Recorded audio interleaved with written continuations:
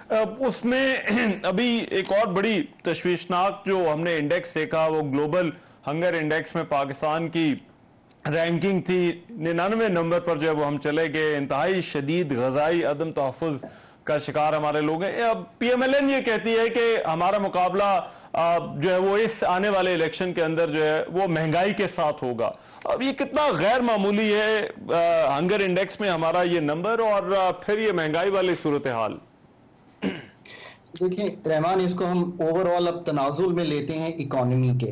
पाकिस्तान की इकोनॉमी के जब तक हम फंडामेंटल्स नहीं ठीक करेंगे, हम महंगाई को नहीं ठीक कर सकते। अब इससे मेरा क्या मतलब है? देखिए, IMF का जो प्रोग्राम है ना, ये तो एक ब्रिज है टू गेट टू समवेयर, और वो गेट टू समवेयर ये है कि ये जो इस वक्त डिफॉल्ट का खतरा है वो टल जाए, आप कुछ डेट्स ले लें, कुछ थोड़ी सी तदबीर ऐसी कर लें कि बजट में जिन पर टैक्स लगा हुआ है बढ़ा दें, एक्सचेंज रेट में बहुत टिंकरिंग ना करें। मतलब ये बहुत छोटे जिसे कहेंगे ना इंटरवेंशंस हैं, या ये छोटी मेजर्स हैं जिनसे आप सेल थ्रू कर जाएं और दुनिया आपको कहे कि आप जाके आप असल काम करें। कई दिहाइयों से हम असल काम जो है उसकी करने की तरफ अभी आ नहीं रहे। बात यह है कि जिस तरह ये है ना कि हम कोई पेपर लिखे एज केयर टेकर या कोई, असल बात यह है कि वो तो पॉलिटिकल पार्टीज का काम है, और पॉलिटिकल पार्टीज को ही अपने अंदर थिंक टैंक्स बना के ये काम करना है, अगर आपने इसको सीरियसली करना है। अब महंगाई कैसे नीचे आएगी? चलें अब इसको लेट्स से कि आपने ये कहा कि हमने 2-3 साल में पाकिस्तान में प्राइसेस का जो बढ़ना है उसको ठीक करना है। तो देखिए ना, नंबर 1 तो ये है कि अपनी पैदावारी सलाहियत को बढ़ाना शुरू कर दें। अगर आप उसी एग्रीकल्चर से बेहतर यील्ड्स लेना शुरू कर देंगे तो महंगाई ठीक हो जाएगी। नंबर 2, महंगाई एडमिनिस्ट्रेड प्राइसेस से आ रही है। वो क्या है? वो है आपकी पावर और गैस। आप सारे डिस्कोस को जाकर बेच दें, आप सारे जेनकोस को जाकर बेच दें, और आप उसमें एफिशिएंसी क्रिएट करना शुरू करें। आप ये लोग कहते हैं पाकिस्तान की जनरेशन कॉस्ट बहुत ज्यादा है, ये भी बात दुरुस्त नहीं है। पाकिस्तान की जनरेशन कॉस्ट है 21 रुपए, और पाकिस्तान की ट्रांसमिशन एंड डिस्ट्रीब्यूशन कॉस्ट है 23 रुपए। जरा समझें कि हो क्या रहा है आज तक आपको ये।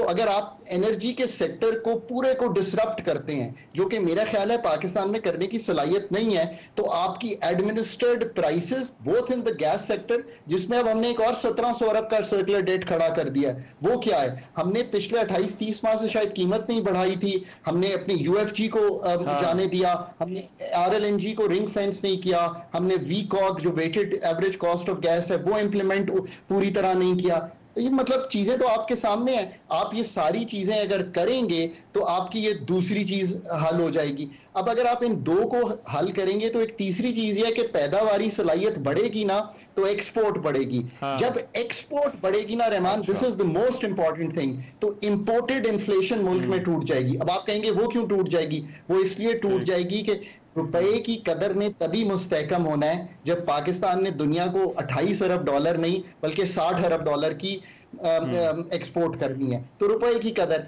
ये हैं असल काम करने वाले। आप ये तीनों काम करेंगे, वरना ये जो स्मगलिंग है, ये जो होर्डिंग है, और आखिरी काम, सॉरी जो मैं भूल ना जाऊं, ये गवर्नमेंट फायर फाइटिंग हुई।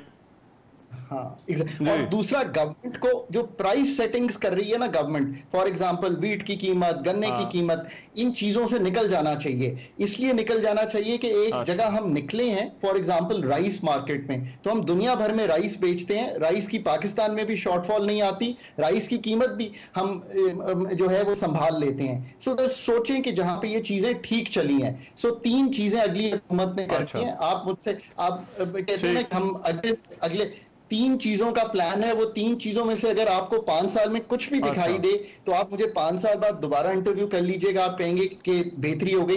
डीरेगुलेट करना है, लिबरलाइज करना है मार्केट को, और डाइवेस्ट करना है।